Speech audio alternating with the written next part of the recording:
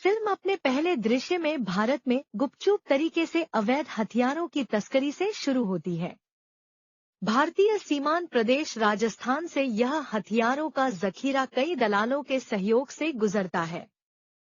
चंद्रपुर के बाला ठाकुर इन्हीं सारे हथियार को दक्षिणवर्ती जंगलों में बसे डकैत वीरन तक पहुंचाता है, जिसे वीरन बाद में अपने हथियारबंद दल साथ एक शादी की आरक्षित बस पर हमला करता है, जिनमें सभी बारातियों को उतारकर बड़ी निर्दयता से बच्चों एवं औरतों की हत्या कर दी जाती है। सरकार एक स्पेशल एक्शन टीम का गठन कर घटना से जुड़े सूत्रों की जांच के लिए मुंबई रवाना करती है। टीम घटना के तार जोड़ते हुए बाला ठाकुर तक पहुंचती, वो गिरफ्तारी से पहले ही फरार हो जाता है। इस दरमियान एसीपी अजय सिंह राठौड़, आमिर खान, मुंबई में आयोजित मशहूर गजल गायक गुलफाम हुसैन, नसीरुद्दीन शाह की महफिल पर शिरकत करते हुए अपनी कॉलेज सहपाठिका सीमा सोनाली बेंद्रे से भी मिलता है। वह जब दिल्ली में एक साथ पढ़ाई करते थे तो अजय उसे चाहता था, लेकिन हिम्मत करके उसे कभी बता नहीं पाया। लेकिन दोबारा मुलाकात की खुशी के एहसास में समझ जाते हैं कि दोनों एक दूसरे को चाहते हैं। वहीं गुलफाम अपना परिचय अपने जन्मस्थान भारत से करता है, जो विभाजन के बाद कम उम्र में परिवार समेत पाकिस्तान को चले गए थे। इस गमगीन अतीत के बावजूद उन्हें खुशी है कि भारत सरकार उन्हें 22 आयोजन करने को न्योता देती है। गुलफाम को अजय की उनकी गजलों के प्रति बचपन की दीवानगी काफी प्रभावित करती है।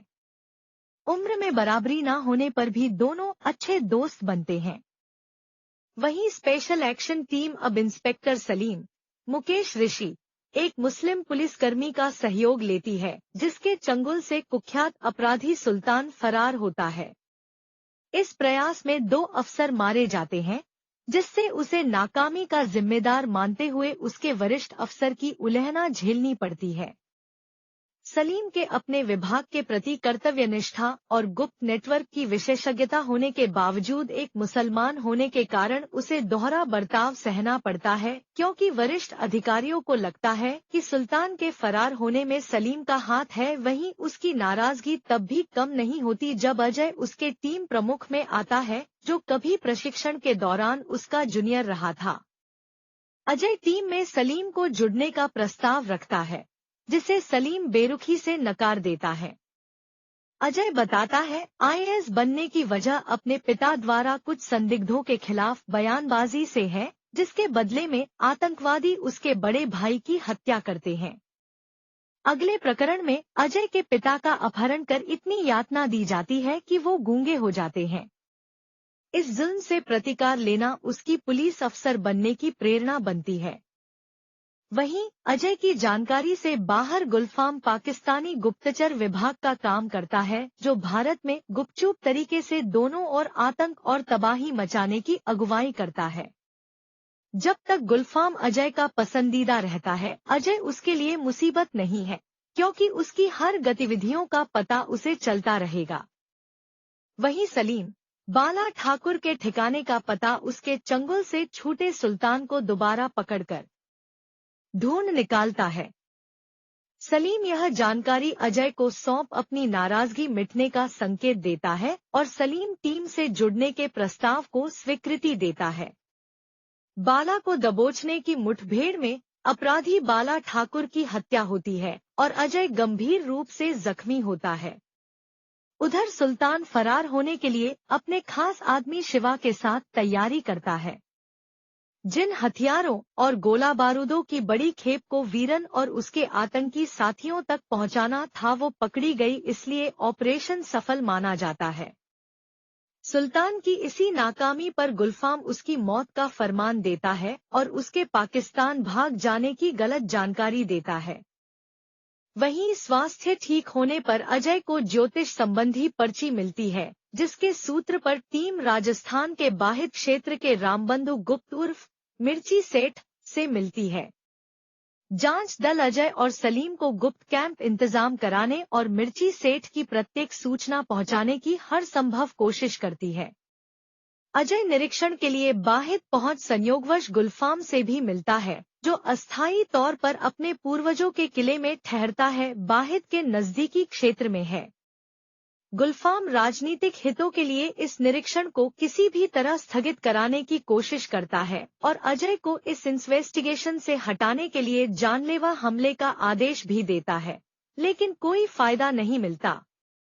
दोबारा नाकामयाबी मिलने से गुलफाम को पाकिस्तानी इंटेलिजेंस के वरिष्ठ अफसर मेजर असलग बेग की नाराजगी सुननी पड़ती है, जो इस पूरे व्यवसाय की खबर रखते हैं।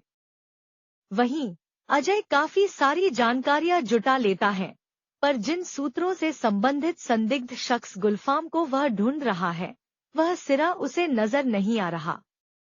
आखिर में इन्वेस्टिगेटिव टीम को एक निर्णायक हमले के अभियान को हथियारों द्वारा खत्म करने का अवसर मिलता है और मिर्ची सेठ के अवैध कारोबार को तबाह कर उसका पीछा करते हुए वे सब गुलफाम की हवेली पहुंचते हैं।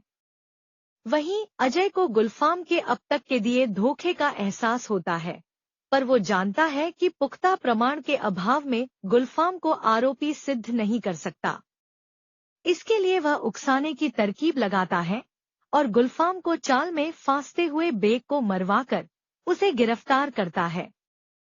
गुलफाम इन सब की वजह विभाजन से उपजी कड़वाहट को बताता है, जिसके चलते उसने ये सब किया। उसके इस प्रतिशोध पर अजय उसे समझाता है कि उसका फर्ज किसी मजहब के हित में ना होकर सभी मजहबों की हिफाजत करना है। इससे पहले कि अजय राह में उसकी गलत हरकत जान पाता, गुलफाम अपनी बेइज्जती और शर्मिंदगी से आहत खुदकुशी कर लेता है। गुलफाम के आत्महत्या पर सभी स्तब्ध हो जाते हैं और अंत में अजय अपनी टीम के साथ इस आतंकवादी गिरोह को खत्म करने की कामयाबी में मुंबई लौटता है। वहीं मुंबई एयरपोर्ट पर सलीम को उसके मुखबिर के जरिए वीरन के गतिविधियों के बारे में जानकारी मिलती है और अजय इस नए अभियान पर अपनी टीम के साथ निकल पड़ता है।